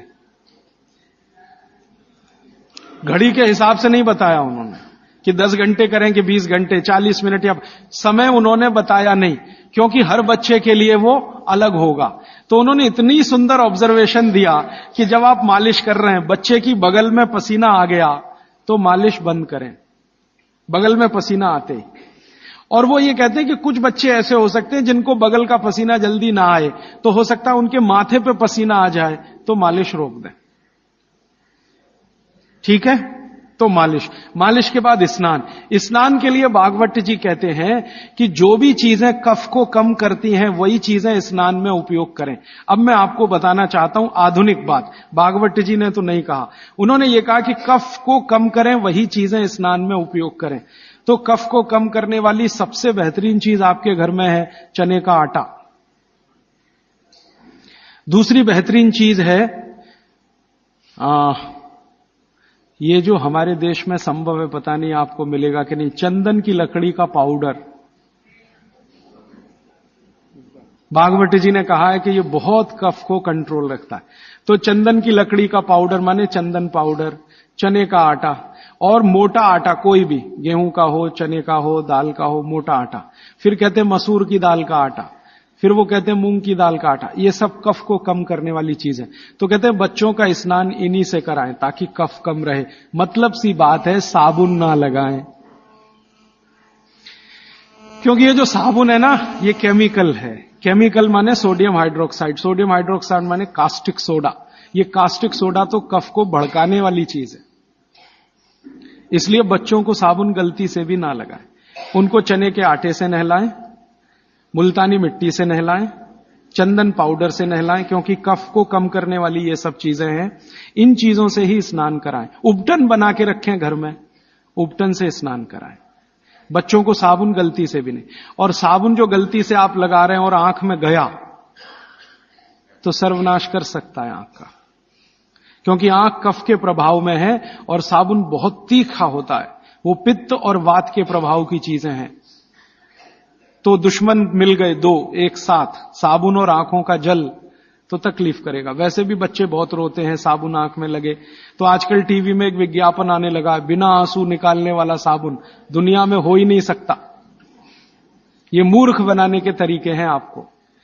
कोई भी साबुन आंसू ना निकाले, ये हो ही नहीं सकता, क्योंकि साबुन है ही पित्त और वात का और आंखें हैं कफ की। लगेगा तो आंखों से आंसू निकलेंगे ही। हां, एक ही समय में हो सकता है कि साबुन में कास्टिक सोडा सबसे कम हो, ग्लिसरीन और तेल सबसे ज्यादा हो। तो ग्लिसरीन और तेल अगर सबसे ज्यादा है तो उपटन में ही तेल मिला के नहला देना। साबुन क्यों खरीद के ला रहे हैं? 35 रुपए का आता है Johnson and Johnson baby soap, 350 रुपए किलो। 35 रुपए का 100 ग्राम, 350 रुपए किलो। काजू से महंगा है, काजू 200 रुपए किलो, साबुन 350 रुपए किलो। बादाम से महंगा है, बादाम 300 रुपए किलो, साबुन 350 रुपए किलो। और नहा के जाएगा कहां? पानी में ही जाएगा ना। 350 रुपए किलो की चीज पानी में बाहर है। उससे अच्छा काजू खिला दें उनको, बादाम खिला दें। तो नहाने के लिए उपटन जो बहुत सस्ता पड़ता है, और क्वालिटी उसकी कैसे चेक करें कि कफ को नाश करता है, कफ को शमित रखता है, कफ को शांत रखता है। इसलिए उपटन का स्नान बच्चों को जरूरी। आगे बढ़ें। बच्चों का स्नान होने के बाद उनके खान पान का मैंने बता दिया। ऐसी चीजें उनको नियमित खिलानी है जो कफ को कम करती है। मैंने 3-4 चीजों के नाम लिए। दूध है, दही है, मट्ठा है, हर मोटा अनाज। हर मोटा अनाज माने बाजरी है, जवारी है, ये सब कफ को शांत रखने वाली चीजें हैं। गाय का घी है ना, मक्खन और घी। मक्खन ज्यादा अच्छा है बच्चों को बनिस्बत घी के, क्योंकि मक्खन कफ को शांत रखने में मदद करता है। तो मक्खन ज्यादा से ज्यादा उनके भोजन में रहे, और बाकी सब चीजें दाल चावल जो भी आप खाते हैं अच्छा। फिर उसके बाद शाम के समय 3-4 बजे के आसपास क्या होता है, उनका पित्त थोड़ा बढ़ेगा। 12 से 4 के बीच में पित्त बढ़ता है। 12 बजे तक कफ के असर में है, 12 से 4 के बीच में पित्त बढ़ेगा। तो उस समय ऐसी चीजें खिलाएं जो घी की बनी हुई है, घी की बनी हुई चीज। और रात को ये बच्चे थोड़ा वात के असर में आते हैं। कफ तो सबसे ज्यादा है, लेकिन रात को वात के। तो वात को कम करने वाली चीजें रात को उनको दें, और वो मैं पहले दिन भी काफी बता चुका हूं। तो ये हो गया बच्चों की दिनचर्या। 7 बजे सोने के लिए का माहौल बनाने के लिए तैयारी करें। 7 बजे तक माहौल बने सोने का, तो 8 बजे सोएंगे। और माहौल बनाने में सबसे बड़ी मदद करेगा टीवी का स्विच ऑफ। मेरी तो आपको विनती है कि घर के छोटे बच्चे हैं ना, तब तक केबल कनेक्शन ना लें। छोटे बच्चे जब थोड़े समझदार हो गए हैं तो चलो चलेगा, क्योंकि समझदार होने से मतलब उनको मालूम होना चाहिए कि कहां स्विच ऑफ करना है। तो उस समय थोड़ा चल जाएगा। लेकिन बच्चे जब तक छोटे हैं, साल भर के, 1.5 साल के, 2 साल के, 2.5 साल के, तब तक तो केबल कनेक्शन ऑफ रखें, या केबल कनेक्शन है तो टीवी ऑफ रखें, चले नहीं उनके सामने। नहीं तो वो चालू हो जाएंगे, पोगो देखेंगे, पोगो। हां, कार्टून फिल्म देखेंगे। क्यों देखेंगे जान लीजिए। कफ के असर में जो बच्चा होता है, इसको समझाना चाहता हूं मैं। कफ के असर में जब बच्चा होता है तो उसकी कल्पनाशीलता सबसे ऊंची होगी। मैंने थोड़ी देर पहले कहा ना, ये कफ है जो सम में रहे तो व्यक्ति को बहुत कल्पनाशील बनाएगा। इतना कल्पनाशील और वैज्ञानिक बनाएगा, सोच नहीं सकते। बिगड़ेगा तो सबसे बड़ा अपराधी भी बनाएगा उसको। तो बच्चों की कल्पनाशीलता बहुत होती है क्योंकि वो कफ के असर में है। इसलिए हर ऐसी चीज जो उन्हें सोचने में मदद करती है उनको अच्छी लगती है। आपने एक कहानी सुनाई, बच्चे कहानी सुनते हैं ना बड़े मजे से, क्यों सुनते हैं? वो उनकी कल्पनाशीलता में मदद करती है कहानी। आपने कहा एक राजा था, अब इतना कहते ही उनका चालू हो गया दिमाग। आप आगे का वाक्य बोलेंगे उसके पहले वो कल्पना कर लेंगे राजा कैसा है, सिंहासन पर बैठा है कि जमीन पर बैठा है, बगल में रानी है कि नहीं है, सामने वजीर है कि नहीं है, मंत्री है कि, ये तो आपके बोलने से पहले उनके दिमाग में घूम गई पूरी फिल्म। एक राजा था, फिर कहेंगे आगे बताओ, तो आप कहेंगे एक रानी थी, अब रानी के बारे में सब बातें उनके दिमाग में आ गई। फिर आप कहेंगे क्या हुआ, तो दोनों मर गए, खत्म कहानी। अब आप कहेंगे तो उनको बिल्कुल अच्छा नहीं लगेगा। हम लोग बच्चों को टालने के लिए कहते हैं एक राजा था, एक रानी थी, दोनों मर गए, खत्म कहानी। उनको बिल्कुल अच्छा नहीं लगेगा क्योंकि जिस समय कल्पना उनकी चलना शुरू हुई आपने कहानी खत्म कर दी। अब आप टालना चाहते हैं उनको और वो कल्पना करना चाहते हैं उस समय, तो आप कहानी को जितना लंबा खींचें उतना अच्छा। मेरा कहना यह है आपको, कहानी को लंबा खींचते जाएं, भले एकता कपूर के सीरियल की तरह से खींचें उसको। इतनी इलास्टिसिटी है एकता कपूर के सीरियल में कि सालों साल हो गए, खत्म ही नहीं होते। सास भी मर गई, बहू भी मर गई, एक जनरेशन चली गई, दूसरी आ गई, सीरियल खत्म। ये बच्चों को चाहिए आप उनकी कल्पनाशीलता को बढ़ाने में मदद करें। माने कहानी जो वो सुन रहे हैं उसको छोटी ना करें, सुनते सुनते सो जाएं तो बहुत अच्छा। और मेरी आपको विनती है कि चुन चुनकर कहानियां सुनाएं उनको। अब आज के जमाने में कैसे बच्चे आपको चाहिए, जैसे चाहिए वैसी कहानी सुनाइए। भगवान महावीर जैसे बच्चे चाहिए तो सुनाइए उनकी कहानी, रोज सुनाइए, सुनेंगे, बड़े प्रेम से सुनेंगे, लेकिन कल्पनाशीलता के साथ। आप अगर उनको चाहते हैं कि राणा प्रताप जैसे हों तो सुनाइए उनकी कहानी, लक्ष्मीबाई जैसे हों तो सुनाइए उनकी कहानी, क्योंकि बच्चों की कल्पनाशीलता आपसे ज्यादा बड़ी है, ये जान लीजिए। ये अलग बात है कि उनके पास शब्दों का भंडार कम है, शब्दकोश कम है, लेकिन सोचने में वो आपसे आगे हैं। तो शब्द आप दे दीजिए, कल्पनाशीलता उनके पास है, बैठकर वो अपना चित्र बना ही लेंगे। और जिन बच्चों को जितनी लंबी कहानियां आप सुनाएंगे वो उतने ही क्रिएटिव होने वाले, उतने ही क्रिएटिव होंगे। अच्छा वैज्ञानिक बनाना है बच्चों को तो कल्पनाशीलता ऊंची चाहिए, तो अच्छे वैज्ञानिक बनाना है अगर किसी भी बच्चे को तो कल्पनाशीलता ऊंची, तो कहानी उतनी लंबी। अच्छा मैथमेटिशियन बनाना है, कल्पना शक्ति अच्छी चाहिए तो कहानी लंबी। माने लंबी कहानियां सुनाने की आप अपनी आदत डालें तो बच्चों में आएगी। वो कहानी सुनने में इतने मगन होते हैं, फिर उनको टीवी की जरूरत नहीं है, ना पोगो की जरूरत है, ना कार्टून नेटवर्क की कुछ जरूरत नहीं। आप अगर सुना रहे हैं उनको कहानी जिसमें उनकी कल्पनाशीलता रम रही है तो वो बहुत जरूरी है। और फिर मेरी एक छोटी सी आखिरी बात, क्योंकि दूसरी बात के लिए समय कम पड़ रहा है, कि जब बच्चे आपसे कोई सवाल करें तो जान लीजिए वो अपनी कल्पनाशीलता को बढ़ाना चाहते हैं, तब सवाल कर रहे हैं, तो उनके सवाल का जवाब ईमानदारी से दें। जैसे उन्होंने सवाल पूछा कि ये टमाटर का रंग लाल क्यों है, मान लीजिए सवाल पूछा टमाटर का रंग लाल क्यों। अब आपको मालूम नहीं है कि टमाटर का रंग सच में लाल क्यों है, तो आप उनको कुछ उल्टा सीधा मत कहें, भगवान ने कर दिया है, ऐसा हो गया है, वैसा हो गया है।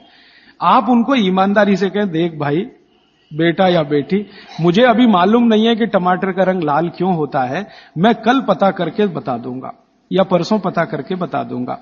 बच्चे जब सवाल पूछ रहे हैं तो उनकी कल्पनाशीलता की पूर्ति के लिए पूछ रहे हैं, आप उनको कभी भी गलत जवाब तो दीजिए ही मत।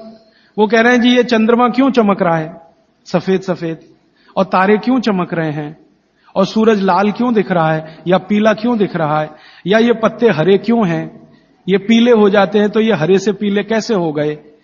ऐसे सवाल वो पूछेंगे, उनके उत्तर पूरी ईमानदारी से दीजिए। तो इसका माने आपको पढ़ना ही पड़ेगा, बिना पढ़े आप उत्तर दे नहीं सकते। और जो आपने कोशिश की उल्टा सीधा, तो थोड़े दिन में जब उनको सच्चाई पता चलेगी तो आपका आदर वो बिल्कुल नहीं करेंगे। उनके गुरुजी ने बता दिया कि ये पत्ता हरा इसलिए था और टमाटर लाल इसलिए हो गया और चंद्रमा इसलिए चमकता है, सूरज इसलिए पीला दिखाई देता है। जैसे ही उनको पता चलेगा तो आपकी इज्जत तो 2 कौड़ी की हो गई उनके सामने।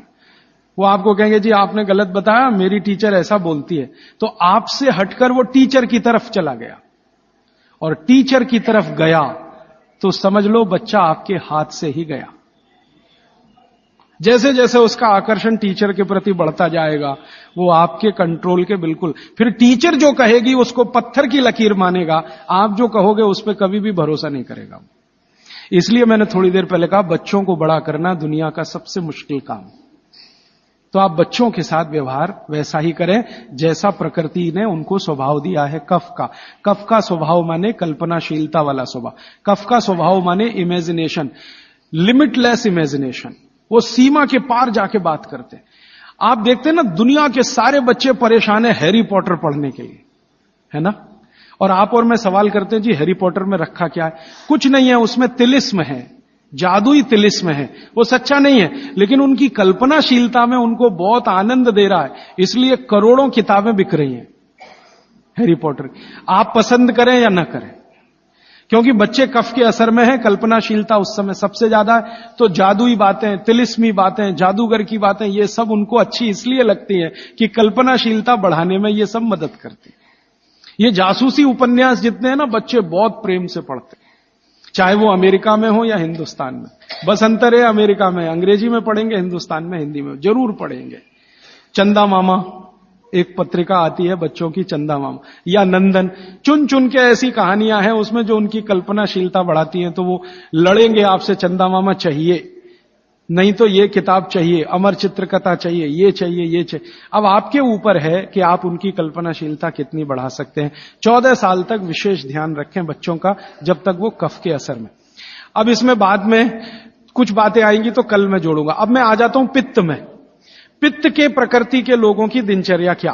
पित्त प्रकृति माने 14 साल से ऊपर और 60 साल के नीचे, इनकी दिनचर्या क्या? पित्त प्रकृति के लोगों को कफ का असर कम हो जाता है, पित्त थोड़ा बढ़ता है, वात उनके पास कम ही रहता है या बिल्कुल नहीं रहता। अब पित्त प्रकृति के लोगों को ज्यादा सोना जरूरी नहीं है, उनका पित्त है, कफ तो ऐसे ही शांत है, तो ज्यादा सोना जरूरी नहीं। माने पित्त प्रकृति के लोग अगर 8 घंटे सो रहे हैं, 7 घंटे सो रहे हैं तो भी चलेगा। न्यूनतम नींद कितनी होनी चाहिए? आप कहें पित्त प्रकृति के सब लोगों को जिनकी उम्र 14-15 साल से लेकर 60 साल है, इनकी कम से कम नींद 8 घंटे की रहे तो अच्छा है। लेकिन इससे भी कम रह सकती है क्या? 7 घंटे हो सकती है, लेकिन उसके लिए थोड़ा प्रयास करना पड़ेगा। 6 घंटे भी हो सकती है, 6 से कम नहीं और 8 से ज्यादा नहीं, ऐसे मान लीजिए। तो पित्त प्रकृति के लोगों को 6 घंटे से कम नहीं सोना, 8 घंटे से ज्यादा नहीं सोना। अब उसके हिसाब से दिनचर्या तय करिए। तो 8 बजे सो जाएं, मान लो आप भी ऐसे ही माने। भागवत जी कहते हैं सूर्यास्त के 2 घंटे बाद सो जाएं, बच्चे भी बड़े भी। तो 8 बजे आप सो जाएं, तो 8 से 8 4 बज गए ना, 4 बजे उठें। आपके लिए उठना बहुत जरूरी है। ब्रह्म मुहूर्त में पित्त प्रकृति के लोगों का उठना बहुत आवश्यक है। बच्चे ना उठें तो चलेगा, आपको तो उठना बहुत जरूरी है। क्यों? अगर आप 4 बजे उठते हैं तो अगला पूरा दिन आपका बहुत बेहतरीन और व्यवस्थित है, और 4 के बाद उठेंगे तो पूरा दिन डिस्टर्ब है। क्यों? क्योंकि जो जो करना है आपको वो 4 बजे से लेके ही शुरू होगा। 4 बजे उठे, आपने पानी पिया, जो मैंने पहले ही बता दिया, ऊषा पान जिसको कहते हैं। फिर शौच आदि के लिए आप गए, 10-15 मिनट मान लीजिए उसमें गया। फिर बाहर आप निकले, दंत धावन शब्द इस्तेमाल किया, दंत धावन करें माने दांत साफ करें। अब दांत साफ कैसे करें? पित्त प्रकृति के लोगों को हमेशा दांत ऐसी चीज से साफ करना जो कषाय हो, स्वाद में तिक्त हो। स्वाद में कषाय समझते हैं? कड़वा, जो स्वाद में कड़वा है और तिक्त है, ऐसी चीजों से आपको दांत साफ करना है, क्योंकि प्रकृति आपकी पित्त की है। तो पित्त को कम करना, कंट्रोल करके रखना, ये कषाय और तिक्त स्वाद की चीजों से ही होगा। तो इसका मतलब यह है कि आप नीम का दातुन करें, जो कषाय भी है, तिक्त भी है। भागवत जी ने कॉलगेट के लिए मना किया है। कॉलगेट था ही नहीं तो लिखा भी नहीं है उन्होंने कहा है कि आप नीम का दातुन करें। और नीम से भी अच्छा एक दातुन उन्होंने बताया, मदार। मदार समझते हैं? मदार का एक पेड़ होता है, वो कहते हैं नीम से भी अच्छा है, क्योंकि वो और ज्यादा कषाय है और ज्यादा तिक्त। फिर एक है बबूल, फिर एक है अर्जुन। अर्जुन की छाल आपने पिया ना, अर्जुन की दातुन भी होती है। तो ऐसे 12 वृक्ष उन्होंने बताए हैं। नीम है, मदार है, अर्जुन है, फिर ये जो होता है ना आम, बबूल है, आम है, अमरूद है, ऐसे 12 वृक्षों का उन्होंने वर्णन किया है कि इनकी दातुन ही करना, इसके आगे 13वें वृक्ष की नहीं। और वो डिटेल लिखा है किताब में, आप ले सकते। जब उन्होंने आगे लिखा है वो मैं अभी बता दूं, वो ये कहते हैं कि जीवन में जो ऋतु है, ऋतु गर्मी है, फिर सर्दी है, फिर बरसात है, 3 तो मुख्य ऋतुएं हैं, फिर इनकी उप ऋतुएं हैं तो 6 हो जाती है, शरद है, शिशिर है, वसंत है। तो मोटा मोटा बता देता हूं, ज्यादा बारीक आपको याद नहीं रहेगा। वो ये कहते हैं कि जब गर्मी का सीजन है, गर्मी माने अप्रैल से शुरू कर लीजिए, उगादी से शुरू कर लीजिए, नहीं तो आप मकर संक्रांति से ही मान लीजिए। तो मकर संक्रांति से लेकर जब तक गर्मी है माने बारिश नहीं होती, तब तक नीम के दातुन की बात कही उन्होंने। तो इसमें चैत्र भी आएगा, वैशाख भी। अब आप पुरानी चीज जरा देखिए कि हमारे बचपन में हमारी दादी कहती थी कि देख चैत्र का महीना लग गया, नीम के पत्ते खा ले तो अगले 1 साल तक बीमार नहीं पड़ेगा। तो वो समय यही आता है जो भागवत जी का कैलकुलेशन। क्यों?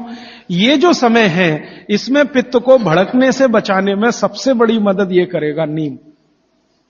तो नीम का दातुन, नहीं तो बबूल का दातुन, नहीं तो मदार का दातुन, लेकिन गर्मियों में सबसे अच्छा नीम है। दूसरा सबसे अच्छा बबूल है गर्मियों में, और सर्दियों के दिन में सबसे अच्छा दातुन है अमरूद। अमरूद के पेड़ का दातुन सर्दियों में सबसे अच्छा, अमरूद के पेड़ का। और अमरूद के जैसा ही एक और पेड़ होता है, जामुन का भी दातुन करने का नियम बताया है, लेकिन पता नहीं आप तोड़ पाएंगे कि नहीं, लेकिन अमरूद का आसानी से मिल जाएगा।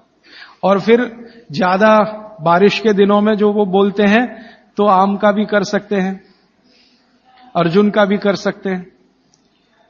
और आप बोलेंगे जी पूरी जिंदगी अगर नीम का ही दातुन करें तो कर सकते हैं, 3 महीने लगातार करके थोड़े दिन छोड़ देना, फिर 3 महीने कर लेना। वो थोड़े दिन छोड़ने का नियम ध्यान रखना। तो फिर आप बोले थोड़े दिन छोड़ दिया तो क्या करें, उस दिन दंत मंजन कर लेना। दंत मंजन के लिए वो ये कहते हैं कि आप जिस एरिया में रह रहे हैं वहां का तेल, और जिस क्षेत्र में रह रहे हैं वहां जो उपलब्ध लवण माने नमक, और जिस क्षेत्र में रह रहे हैं वहां की उपलब्ध हल्दी, ये तीनों मिलाकर आप पाउडर बना के दांत पे घिस सकते हैं। ये बहुत अच्छा दंतमंजन उन्होंने माना। दूसरा दंतमंजन उन्होंने बताया है गाय के गोबर को सुखाकर जलाएं, उसकी जो राखी है उसमें थोड़ा कपूर मिला दें, थोड़ा सेंधा नमक मिला दें, बहुत अच्छा दंतमंजन। तीसरा वो कहते हैं कि जो त्रिफला चूर्ण मैंने बार बार आपको बोला, त्रिफला चूर्ण है तो इसको बारीक पीसें, दंतमंजन के लिए बारीक पीसना और खाने के लिए मोटा पीसना। तो बारीक त्रिफला चूर्ण, थोड़ा सेंधा नमक, बस मिला के दांत पे घिसें तो ये दंतमंजन। ऐसे 8-10 तरह के दंतमंजन है, 12 किस्म की दातुन है। तो आप ये जरूर करें, माने टूथपेस्ट बंद करें। अब क्यों करें टूथपेस्ट बंद? भागवत जी और आधुनिक विज्ञान को जरा जोड़ता हूं। आप पित्त के असर में हैं, जान लीजिए। सुबह सोकर उठेंगे तो मुंह में पित्त ही भरा हुआ है, लार जिसको आप कह रहे हैं। अब ये असर ज्यादा है तो इसको कंट्रोल रखना है आपको, तो इसलिए कहा ये दातुन अच्छी है। लेकिन अगर आप ब्रश कर रहे हैं, पेस्ट कर रहे हैं, तो क्या है उसमें? चीनी है, चीनी है ना, शुगर है। अब वो सैकरीन के रूप में है या किसी भी रूप में शुगर है, और शुगर और पित्त का झगड़ा है। तो सुबह उठते ही अगर आप पेस्ट कर रहे हैं जो मीठा है तो सर्वनाश है। मीठा ब्रश माने मीठा पेस्ट पित्त में मिलाएं तो पित्त को तो बिल्कुल खराब करेगा ही, और मुंह को भी खराब करेगा। क्योंकि सुबह का मुंह आपका मीठे के असर में आया, मीठे के असर में, तो 101% चांसेस हैं कि आपके दांत खराब होना जल्दी शुरू हो। और मेरा ऑब्जर्वेशन है कि जो ज्यादा पेस्ट कर रहे हैं उन्हीं के दांतों में कीड़े सबसे ज्यादा लग रहे हैं। कीड़े लगना माने दांत खराब होना। आप बंद करिए, ये अच्छा नहीं है, विज्ञान के हिसाब से बहुत खराब, और धर्म के हिसाब से तो और भी खराब है। मैं कई बार यहां बोल के गया हूं, सभी कॉलगेट, क्लोजअप, पेप्सोडेंट जैसे टूथपेस्ट मरे हुए जानवरों की हड्डियों से बन रहे हैं। जैसे कॉलगेट बन रहा है मरे हुए सुअर की हड्डियों से। ये प्रयोगशाला में प्रयोग करके हम प्रमाणित करने के बाद बोल रहे हैं आपसे, क्योंकि मैं जानता हूं सामने वाली कंपनी मेरे खिलाफ केस कर सकती है। फिर भी मैं बोल रहा हूं कि कॉलगेट बन रहा है मरे हुए सुअर की हड्डियों से, पेप्सोडेंट बन रहा है मरी हुई गाय की हड्डियों से, क्लोजअप और फॉरहंस बन रहे हैं बकरी और बकरे की हड्डियों से, और अगर आप शाकाहारी हैं, चुस्त जैन हैं और सवेरे सवेरे हड्डियों को घिस रहे हैं, तो कहां धर्म पालन हो रहा है। और आप तो जैन हैं तो इतना जान लीजिए कि प्रत्यक्ष हिंसा का जितना पाप है ना, परोक्ष हिंसा का पाप भी उतना ही है। तो किसी कंपनी ने आपके लिए बनाया टूथपेस्ट, माने उसने मारा जानवरों को उसमें से निकालने के लिए हड्डियां, आपके लिए बनाया, तो पाप आपके ऊपर उतना ही है जितना उस मारने वाले के ऊपर है। तो कसाई का पाप अपने सिर पे क्यों लेना? तो क्यों ये कॉलगेट क्लोजअप बंद कर दीजिए, दातुन पे आइए, नहीं तो दंत मंजन। आप कहेंगे चेन्नई में दातुन नहीं मिलता तो दंत मंजन बताया उन्होंने, वो आप बना लीजिए, तरीका मैंने बता दिया। सभी ऋतुओं में एक दंत मंजन वो कहते हैं कॉमन है, त्रिफला चूर्ण का दंत मंजन किसी भी ऋतु में किया जा सकता है, तो आप उसका ध्यान रखिए। अब आपने दांत वात साफ कर लिए, अब आपकी आगे की जो दिनचर्या है वो कैसी होगी? आपको जो है ना, पित्त प्रकृति के लोगों को मालिश भी करना है, व्यायाम भी करना है। बच्चों के लिए तो सिर्फ मालिश है, आपके लिए मालिश भी है, व्यायाम भी है। तो अब आप में कई बार कंफ्यूजन ऐसा होगा कि व्यायाम पहले करें कि मालिश पहले करें। तो भागवत जी ने क्लियर कहा है कि वात के जो रोगी हैं उनको मालिश पहले, व्यायाम बाद में। और पित्त के जो रोगी हैं, रोगी से मतलब आप पित्त के असर में हैं, तो व्यायाम पहले, मालिश बाद में। तो आपको व्यायाम पहले करना है, मालिश उसके बाद करनी। अब आप पूछेंगे कितना व्यायाम करें? तो आपके लिए भी नियम वही है कि जैसे ही आपके बगल में पसीना आया, व्यायाम रोक दें।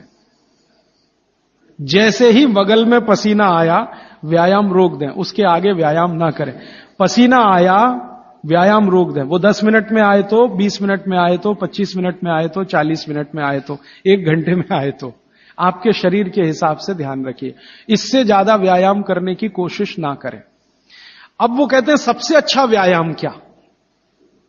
सबसे अच्छा तो आप कहेंगे जी दौड़ना। तो भारत के हिसाब से ये सबसे अच्छा नहीं है। भारत के हिसाब से ये दौड़ना बिल्कुल अच्छा नहीं है, क्योंकि दौड़ते समय वात बहुत प्रबल होता है और भारत वात प्रकृति का देश है। देशों की प्रकृति होती है वात प्रकृति, क्योंकि गर्मी है, ज्यादा इलाके में गर्मी है, वात प्रकृति का देश है, रुक्ष देश है। चेन्नई जैसे 2-4-10 बड़े शहरों को छोड़ दो जो समुद्र के किनारे हैं, बाकी देश रुक्ष है। रुक्ष माने सूखी हवा चलती है, तो रुक्ष है तो वात ही होगा। तो वात प्रकृति का देश है, इसलिए दौड़ना तो यहां बिल्कुल निषिद्ध है। दौड़ना तो नहीं, रनिंग तो बिल्कुल नहीं, वो ट्रेडमिल पे दौड़े वो भी नहीं, एक्सरसाइजर लाके उस पे भी दौड़े बिल्कुल नहीं। वो कहते हैं कि ऐसे व्यायाम जो स्लो हैं, जिनमें वायु ना बढ़े, तो सबसे अच्छा उन्होंने बताया सूर्य नमस्कार आपके लिए। अब आप चाहे आसन के रूप में माने या उसको व्यायाम के रूप में माने, तो सूर्य नमस्कार आपके लिए सबसे अच्छा है।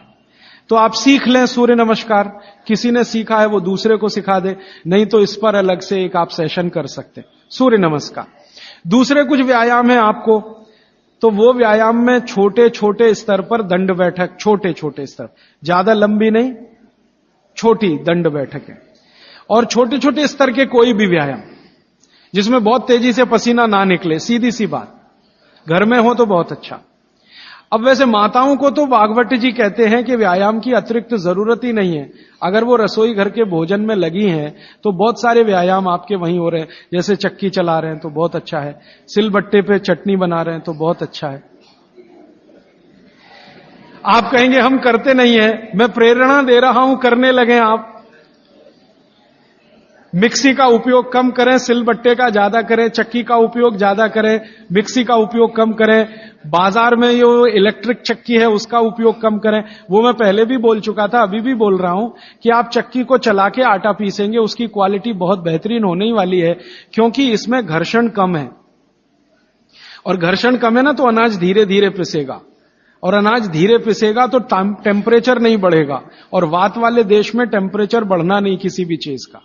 और आप इलेक्ट्रिक चक्की में पिसवाएंगे ना, बहुत तेज घर्षण है, तो अनाज में नाश हो जाएगा, पौष्टिकता कम होने ही वाली है।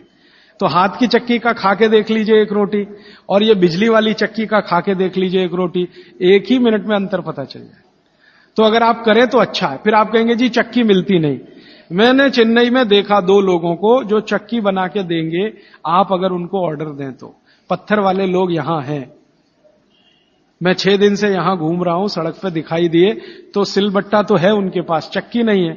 क्यों नहीं है? वो कहते हैं कोई लेता नहीं तो क्या बनाए, आप लेंगे तो बनाएंगे। 2-4 बना हुआ है तो वो भी, और आपको कहीं ना मिले तो जरूर मुझे करें फोन, तो हम कुछ ट्रक भर भरा के राजस्थान से, गुजरात से भिजवाएंगे आपके पास। ट्रक भर के ही भेजेंगे तभी सस्ती पड़ेगी, 1-2 आएगी तो मुश्किल हो जाएगी। और आप अगर राजस्थान जाते हैं या गुजरात जाते हैं तो एक आध चक्की तो साथ में भी ला सकते हैं ना। AC 3 टायर में आप 60 किलो तक वजन ला सकते हैं, AC 2 में 100 किलो तक ला सकते हैं, और स्लीपर क्लास में 40 किलो तो ला ही सकते हैं कंफर्म टिकट पे। तो चक्की तो 20 किलो से ज्यादा होती ही नहीं है। तो आप भी जाएं कभी राजस्थान गुजरात तो 2 चक्की एक आदमी ला सकता है। तो आप लाएंगे चक्कियां तो क्या होने वाला है, वो जो बनाने वाले कारीगर बैठे हैं पत्थर वाले, उनका कुछ रोजगार तो बढ़े, कुछ रोजी रोटी चले, जो अभी धीरे धीरे बंद हो रही है। और उनकी रोजी रोटी अगर आपने चलाई, तो मैंने आपको सबसे पहले दिन एक बात बताई थी कि आप जिंदगी के अपने सब दुख दूर करिए, दैहिक दैविक भौतिक, और दूसरों के दुख दूर करने में मदद करिए तो मोक्ष मिलेगा। तो आपने चक्की बनाने वाले का भौतिक दुख तो दूर किया, चक्की खरीदी तो पैसा तो मिला, गरीबी कम हुई, रोजगार बढ़ा, तो भौतिक दुख भी अगर आपने कम किया तो मोक्ष की तरफ जा। तो चक्की है, सिलबट्टा है, कोशिश करें तो व्यायाम की अतिरिक्त जरूरत नहीं। और अगर नहीं कर पा रहे हैं तो थोड़ा हल्का फुल्का व्यायाम आप जरूर करें। और बहनों को, माताओं को जो सबसे अच्छा व्यायाम है, भागवत जी कहते हैं फॉरवर्ड बेंडिंग। फॉरवर्ड बेंडिंग माने आगे झुकना। तो जितनी बार आप आगे झुकें, ध्यान रखें कमर से झुकें हमेशा, तो जिंदगी में कभी भी दर्द नहीं आएगा कमर का। आगे कमर को छोड़कर कहीं से भी झुकेंगे तो तकलीफ है। कोशिश करें कमर से झुकें, जितना झुक पाते हैं वहीं तक झुकें, जरूरत नहीं है कि नीचे तक झुकें। हो सकता है कमर से झुकें तो आपके हाथ घुटने तक ही आए, वहीं तक रहने दीजिए। सहज होकर करिए, असहज होकर मत करिए। तो थोड़ा व्यायाम, 15-20 मिनट में पसीना आ जाएगा, उतना काफी। फिर उसके बाद मालिश, आपको भी मालिश जरूरी है, क्योंकि आपको भी कफ का असर ना बढ़े और आपका विकृत ना हो। तो आपको भी बच्चों की तरह यह बात ध्यान रखनी है कि सिर की मालिश ज्यादा, कान की भी मालिश ज्यादा, और बाकी शरीर की तो करनी है। और शरीर में सबसे ज्यादा मालिश तलवे की, पांव की। मालिश के बाद स्नान, स्नान उसी तरह से उबटन आदि से, और फिर भोजन, भोजन के बाद विश्राम 20 मिनट, फिर आपका काम, फिर रात्रि का माने शाम को 6-7 बजे का भोजन। इस तरह का नियम है पित्त वालों का। और वात वालों के लिए क्या है, जिनकी उम्र 60 के ऊपर है, उनके लिए भागवत जी कहते हैं व्यायाम निषेध। जैसे बच्चों को निषेध वैसे उनको निषेध। उनके लिए मालिश बहुत जरूरी, जैसे बच्चों की वैसे वात वालों की। माने बुजुर्ग लोगों को मालिश बहुत जरूरी है, व्यायाम से भी ज्यादा। और मालिश करते समय ध्यान रखना है सिर, तलवे, 2 चीजें, और कान भी। तो मालिश आप करें, व्यायाम करें तो बहुत ही हल्का फुल्का करें। लेकिन यह नियम भागवत जी ने नहीं बताया कि आप व्यायाम तब तक करें जब तक बगल में पसीना ना आए, क्योंकि एक उम्र के बाद पसीना बहुत कम हो जाता है। तो हो सकता है 1 घंटे तक भी ना आए और आप करते रहे। ये पित्त और कफ वालों के लिए है, सिर्फ वात वालों के लिए। तो वात वाले तो जीवन में जितने आराम से रह सकें। वैसे तो वात वालों के लिए भागवत जी कहते हैं कि उनको तो एक ही काम है, वो है दिशा निर्देश। बुजुर्गों का एक ही काम है कि घर में बैठे हैं और दिशा निर्देश दे रहे हैं, ऐसा मत करो, ऐसा करो, ऐसा मत करो, क्योंकि उन्होंने जीवन का सारा अनुभव ले लिया और वो अनुभव को मिलाकर आपको दिशा निर्देश कर रहे हैं। बाकी अपना पूजा पाठ, भक्ति वगैरह ज्यादा, क्योंकि इसमें मूवमेंट, भागवत जी बोलते हैं कि वात के लोगों को मूवमेंट सबसे कम होने चाहिए। तो ज्यादा भाग दौड़ नहीं, ज्यादा इधर उधर नहीं, आराम से सहजता से जितना होता है अपने शरीर को बचाते हुए उतना। तो मैंने कोशिश की कि आपको 1-1.25 घंटे में तीनों प्रकृति के लोगों की दिनचर्या बता सकूं। अब 30 तारीख को मैं थोड़ा कंक्लूड करूंगा तो कुछ बातें इसमें आ जाएंगी। अभी मेरा आपको विनम्र निवेदन है कि आप चाहें तो प्रश्न पूछें, लेकिन निवेदन दूसरा है कि जब तक प्रश्न का सत्र चले 10-15 मिनट कोई ना उठे, क्योंकि हो सकता है कि किसी ने जो प्रश्न पूछा वो आपके लिए भी बहुत काम का हो। मेरे पास एक स्लिप आ गई है लिख के, जरा इसको मैं बता दूं। मनुष्य के मूत्र का महत्व क्या, ये प्रश्न है। कल मैंने गोमूत्र का महत्व बताया था ना, तो मनुष्य के मूत्र का महत्व क्या। मनुष्य का मूत्र भी औषधि के रूप में काम आता है, और भागवत चिकित्सा में उसके लिए 2 सूत्र हैं। उन सूत्रों के अनुसार आप मनुष्य मूत्र पी सकते हैं, माने अपना स्वयं का मूत्र पी सकते हैं, लेकिन उसकी एक कंडीशन है। कंडीशन यह है कि आप संपूर्ण शाकाहारी होने चाहिए। संपूर्ण शाकाहारी माने मांस ना खाएं, मदिरा ना पिए, और आप ये जो है अंडे वंडा ना खाएं, तो आप अपना स्वयं का मूत्र भी उपयोग में ले सकते हैं। आपका जो मूत्र है और गाय का मूत्र है, फिर आपके मन में प्रश्न आएगा दोनों में क्या? तो भागवत जी ने बहुत स्पष्ट कहा, हमेशा गाय का मूत्र मनुष्य मूत्र से अच्छा। अगर गाय का मूत्र आसानी से उपलब्ध है तो वो पिए, नहीं उपलब्ध है तो आप स्वयं का मूत्र भी पी सकते हैं। अब स्वयं के मूत्र में वो कहते हैं कि सवेरे सवेरे जब सोकर उठें और पहला मूत्र हो वही उपयोगी है, बाकी दिन भर का नहीं। उठें और पहला मूत्र, और पहले मूत्र को भी कलेक्ट करने की विधि उन्होंने बताई है। वो विधि क्या है कि आप मूत्र ने करना शुरू करें तो पहला थोड़ा छोड़ें, शुरू का 2, 4, 5 मिलीलीटर 10 मिलीलीटर तक छोड़ें, और अंत का बिल्कुल छोड़ें, बीच वाला। यही आप पी सकते हैं। तो आप बोलेंगे किस किस बीमारी में काम आएगा? कम से कम आपका स्वयं मूत्र 100 से 103 बीमारियों में काम आएगा। वात की बीमारियां और कफ की बीमारियों में बहुत काम आएगा, पित्त की बीमारियों में भी काम आता, थोड़ा कम आएगा। और उसके साथ आयुर्वेद की कुछ औषधियों का अगर कॉम्बिनेशन करें तो वो बहुत ही अच्छा है। अभी इतना ही कहता हूं, अगर विस्तार से सुनना हो तो फिर कोई एक्स्ट्रा सेशन हम करें तो अच्छा होगा।